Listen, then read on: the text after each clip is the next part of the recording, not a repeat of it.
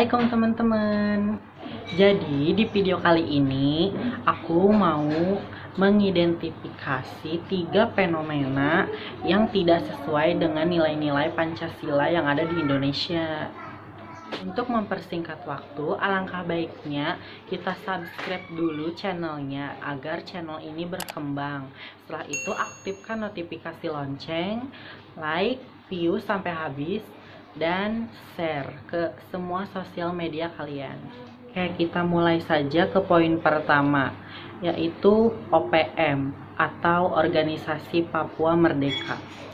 Poin pertama ini melanggar nilai Pancasila, yaitu sila ketiga, yang artinya Persatuan Indonesia. Organisasi Papua Merdeka atau OPM dianggap melanggar nilai Pancasila, sila ketiga, yaitu Persatuan Indonesia.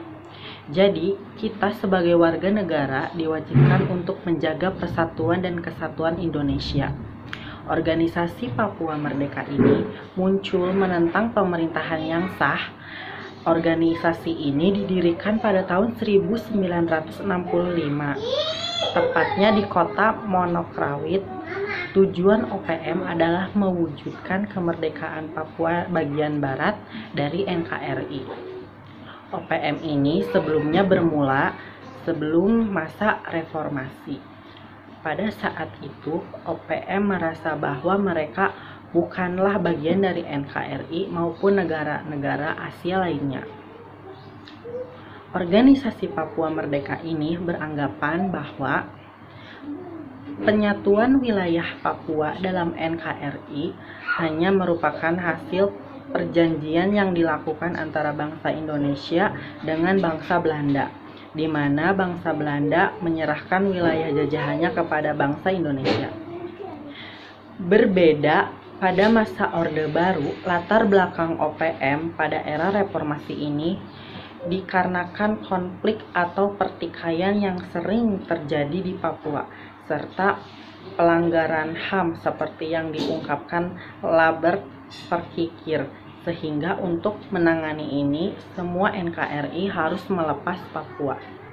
Solusi organisasi Papua Merdeka dapat dengan mudah diatasi tanpa kekerasan, yaitu dengan cara memperbaiki kualitas hidup masyarakat Papua. Pemerintahan Joko Widodo sudah mulai melakukan perbaikan kualitas hidup dengan cara melaksanakan program satu harga BBM dan pembangunan infrastruktur seperti Jalan Trans Papua yang sudah mulai pesat. Oke, kita lanjut ke poin yang kedua, yaitu korupsi. Korupsi ini beranggapan tidak sesuai dengan nilai Pancasila, yaitu sila kedua dan sila kelima. Berikut beberapa alasan mengapa korupsi bertentangan dengan nilai-nilai Pancasila. Yang pertama, melanggar sila kedua, kemanusiaan yang adil dan beradab, di mana orang yang melakukan korupsi akan berakibat menyengsarakan orang lain karena mengambil hak-hak orang lain secara sengaja untuk kebutuhan pribadi. Yang kedua, melanggar sila kelima, keadilan sosial bagi seluruh rakyat Indonesia, karena korupsi itu menggerogoti kekayaan negara yang ujung-ujungnya adalah memiskinkan negara dan juga rakyat. Untuk solusi yang bisa saya tangkap adalah yang pertama, hilangkan sikap keegoisan dari diri sendiri atau dalam diri seseorang yang telah menjadi pejabat. Jika keegoisan sudah sampai ke akar-akarnya, maka Indonesia ini akan dinilai kurang cekatan atau lalai dalam mengatasi korupsi. Yang kedua, tanamkan sifat jujur dalam diri sendiri dulu, karena di dalam zaman modern banyak orang yang tidak jujur dalam berbagai aspek. Jujur itu perlu saat menjalankan tugas sebagai seorang pemimpin, baik dalam organisasi maupun dalam perusahaan. Yang ketiga, disiplin dan konsisten itu juga harus diterapkan dalam diri sendiri ataupun dalam kehidupan sehari-hari. Andai masyarakat menerapkan sikap disiplin dan konsisten.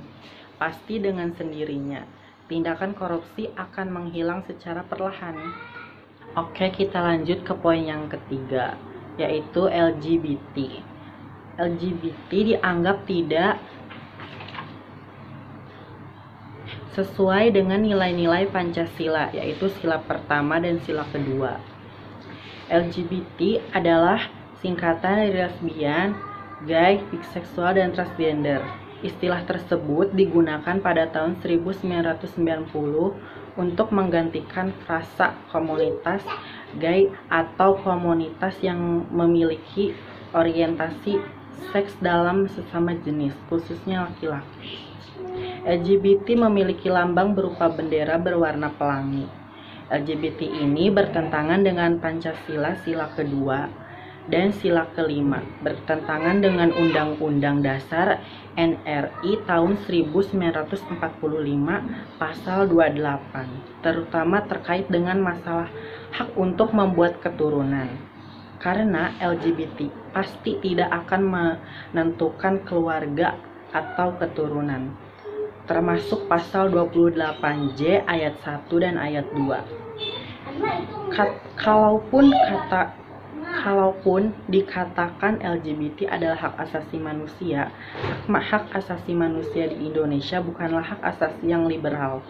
Hak asasi manusia yang harus juga mempertimbangkan hak asasi manusia yang lainnya. Dan HAM ini yang harus mempertimbangkan hak asasi manusia itu sendiri, serta merujuk pada agama yang diakui di Indonesia. Untuk mengatasi masalah yang ini, ada dua cara untuk mengatasinya, yaitu sembuhkan orangnya atau rehabilitasi, atau